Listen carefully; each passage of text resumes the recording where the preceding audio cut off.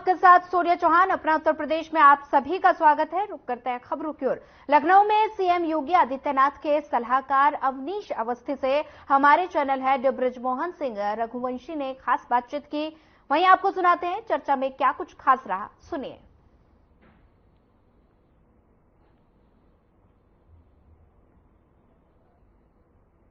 पूजा करने के बाद ही मुझे लगता है कि वो जाते हैं और नामांकन करने जाते हैं। तो इसीलिए हमने इनको भी आमंत्रित किया है कि वो इस चुनाव में क्या सोचते हैं, उनके बारे में हम उनसे उनकी राय लेंगे हम जो है। और दूसरे हमारे साथ मौजूद है यहाँ पे हम हमारे अजीत सिंह जी जो यहाँ पे वरिष्ठ अधिकारी हैं, वो मौजूद है। सर आपका बहुत बहुत धन्यवाद।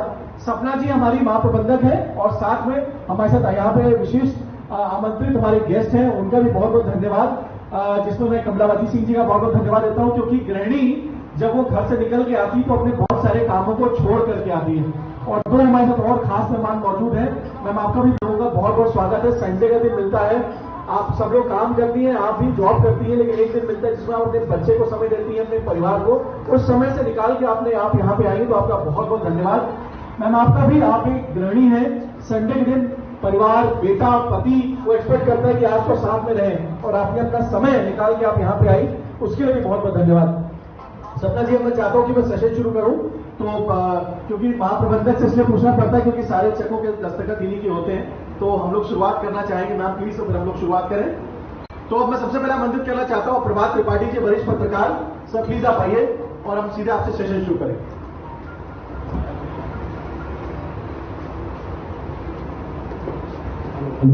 हेलो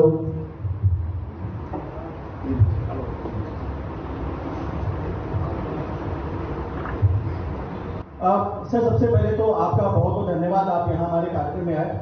जैसे हमने आपसे कहा कि महायुद्ध 2024 है और राजधानी में कल यहाँ पे चुनाव होने जा रहे हैं, वोट यहाँ पड़ने वाले हैं। लगभग मुझे जितना पता है 2 दशकों से तो मैं आपको देख रहा हूँ कि सक्रिय पत्रकारिता और तमाम ऐसे मुख्यमंत्री जो लखनऊ से होकर के भारतीय राजनीति में भी गए हैं, आपने उनको बहुत नजदीक से कवर भी किया है और साथ में आपने कहीं ना कहीं उन्हें गाइड भी किया है। सर, इस बार का चुनाव जो है उसको आप किस रूप में देख रहे हैं सर? देखिए ब्रजमोहन जी, इस बार के चुनाव में मैं ये देख रहा हूं कि जो चुनाव की एक चमक धमक होती थी वो तो नहीं दिखाई दी। मैं कई जगह गया, पश्चिम में भी गया। पश्चिम में 2 चरण के जो चुनाव हुए, वोटिंग टर्नआउट बहुत कम हुआ, लोगों में वो उत्साह नजर नहीं आया जिस तरीके से चुनाव में आता था। लेकिन मुझे ऐसा लगता है कि कई तरीके के प्रेडिक्शंस हो रहे हैं, कई तरीके की भविष्यवाणियां भी होंगी।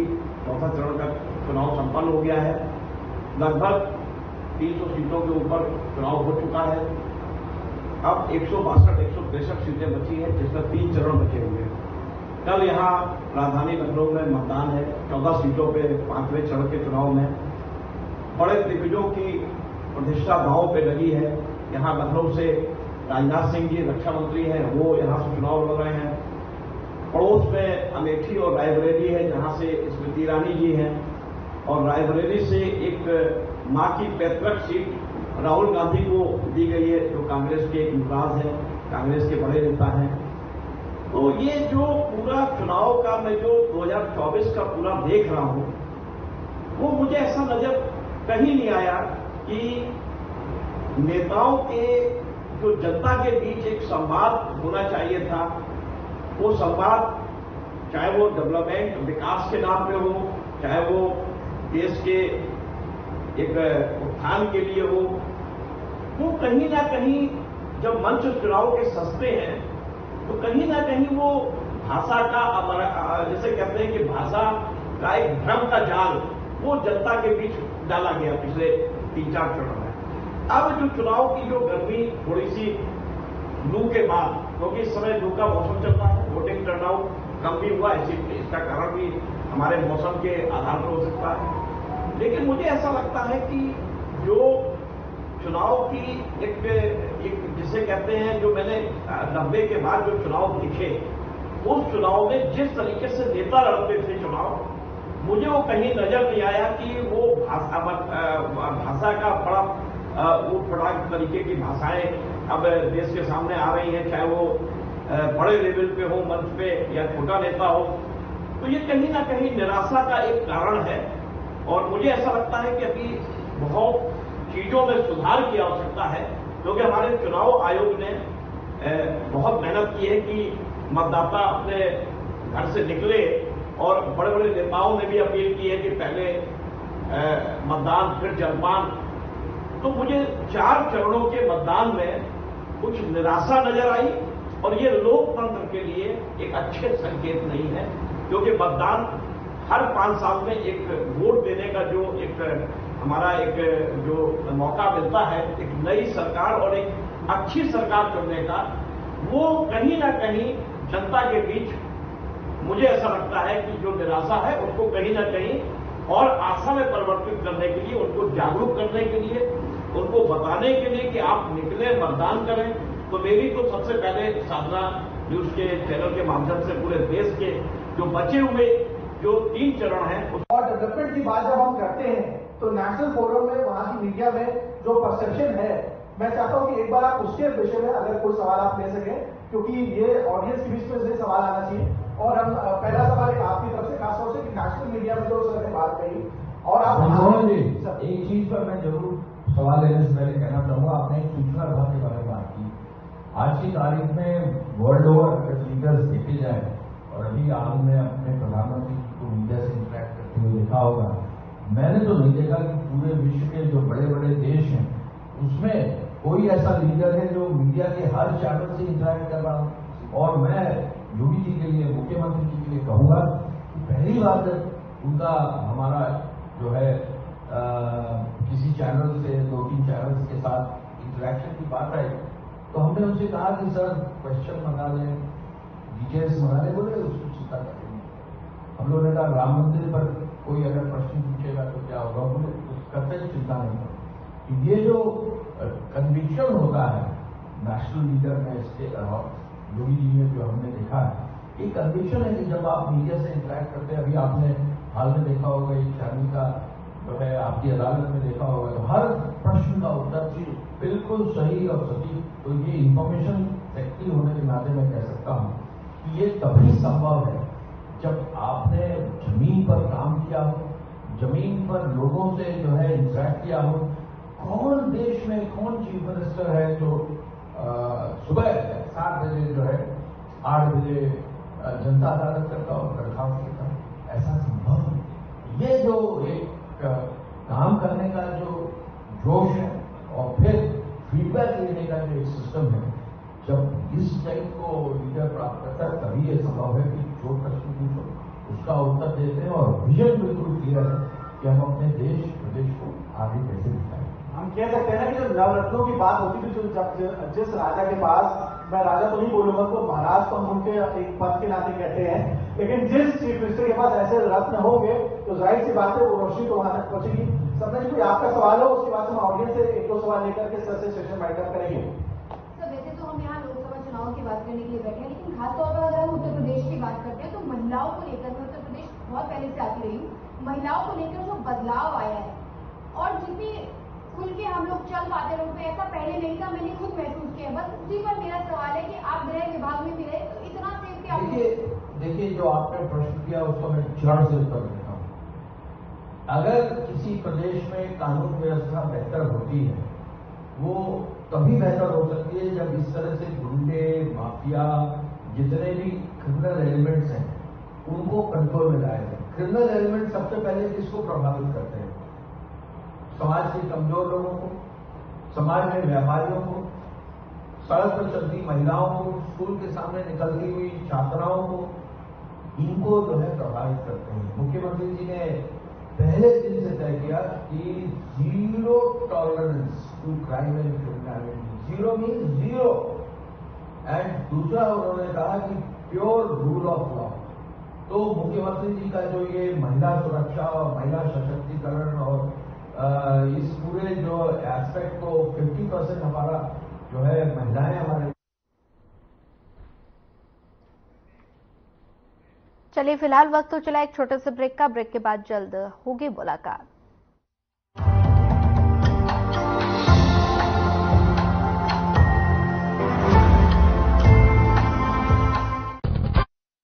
हमारे जमाने में बेटी जन्मे तो मातम होता था, पर हमारे समय तो हरियाणा में बेटी बचाने वाला है, उसे पढ़ाने वाला है, उसकी दिन रात रक्षा करने वाला है, और तो और उसका ब्याह करवाने वाला तक बैठा है। नसीब वाली हो सब, तुम्हें वोट के बदले मोदी मिला। तारीफ ही करती रहोगी या जाकर वोट भी डालोगी मोदी को? जा रहे दादी, जा रहे। अरे मुझे भी तो ले चल। कमल का बटन दबाएं, भाजपा को जिताएं। Hey mom, hey, look, I can download a song really fast. I can make dosas faster. Must be joking. Bus, 3 easy steps. Mix with water, spread batter, fry. गाना डाउनलोड हुआ? नहीं, पर तब तक मैं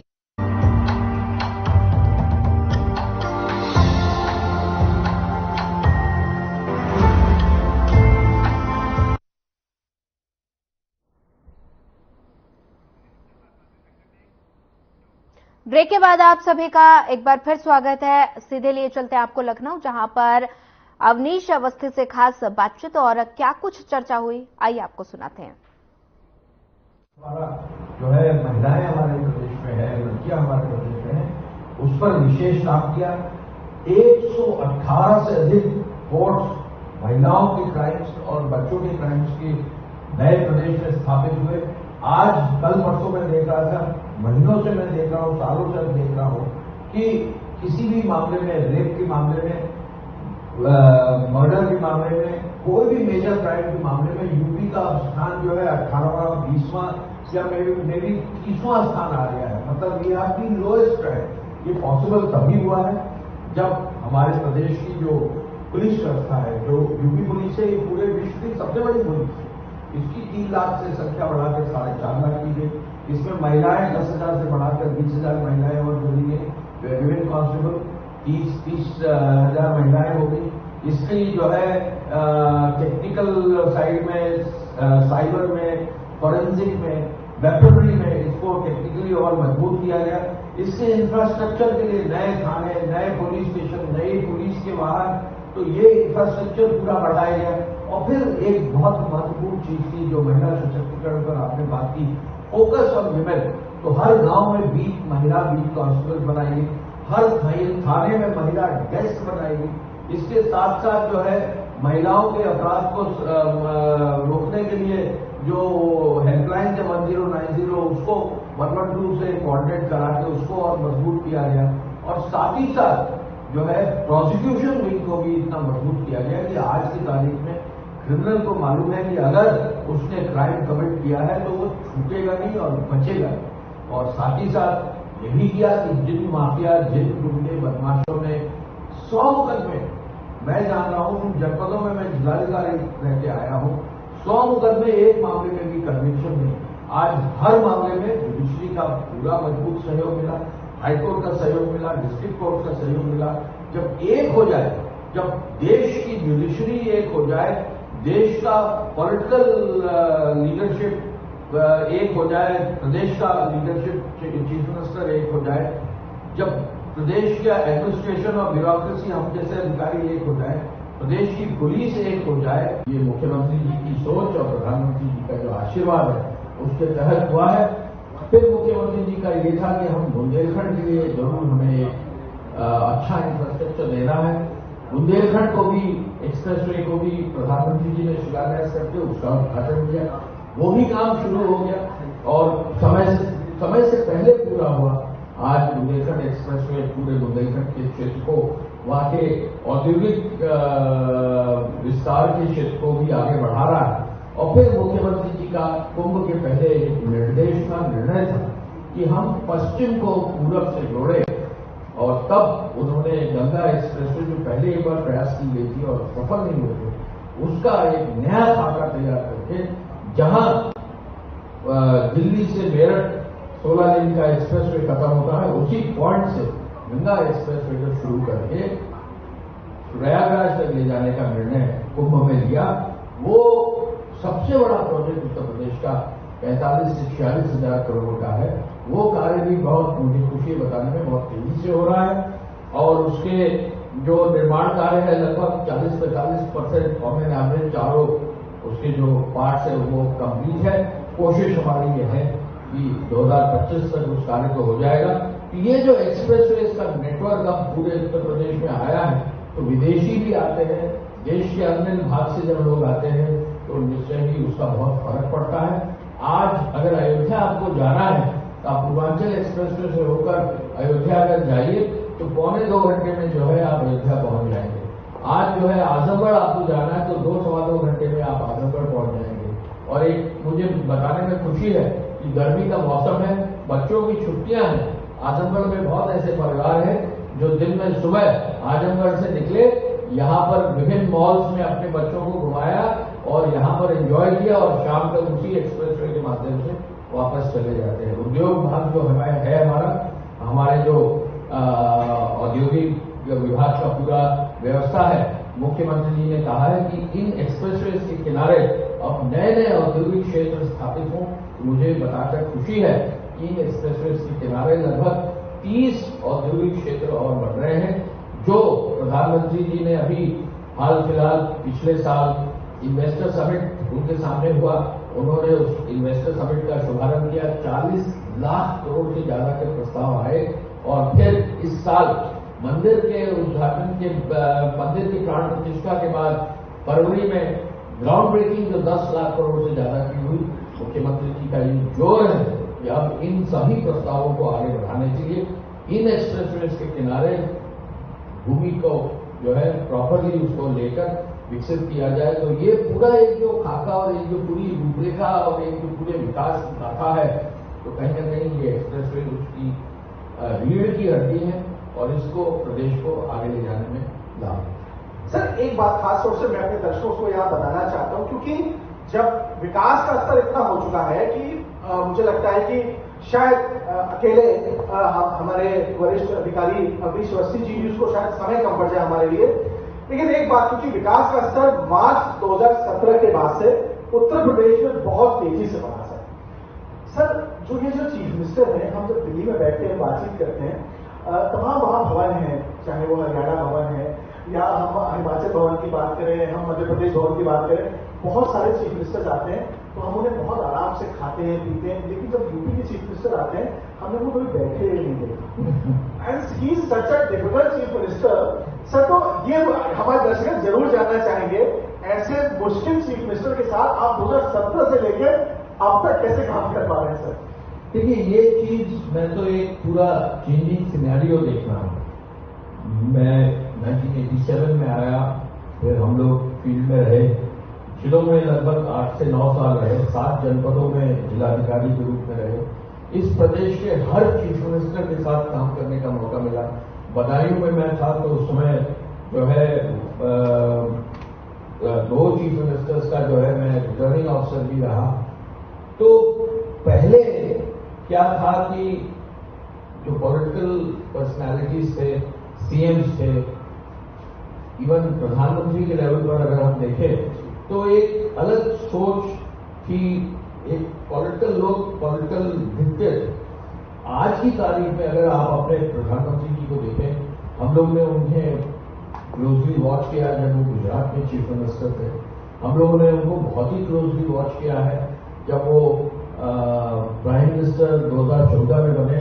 वाराणसी उनका संसदीय क्षेत्र है, तो उनके संसदीय क्षेत्र और पूरे प्रदेश के अन्य कार्यक्रमों में उनको क्लोजली वॉच करने का मिला है।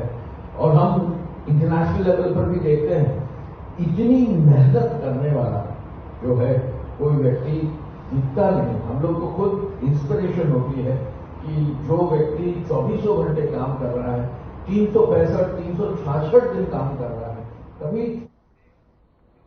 फिलहाल वक्त तो चला एक छोटे से ब्रेक का। ब्रेक के बाद जल्द हाजिर होंगे।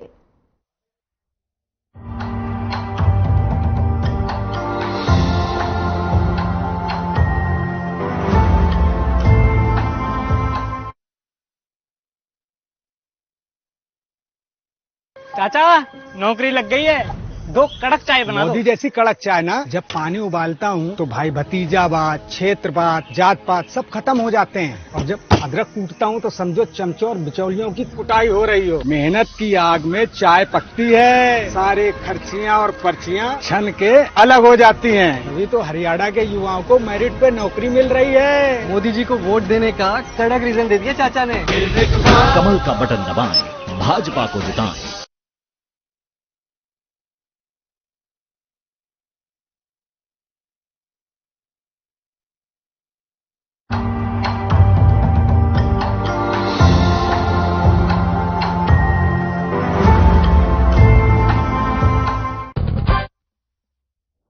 ब्रेक के बाद आप सभी का एक बार फिर स्वागत है। सीधे लिए चलते हैं आपको लखनऊ, जहां अवनीश अवस्थी से खास बातचीत।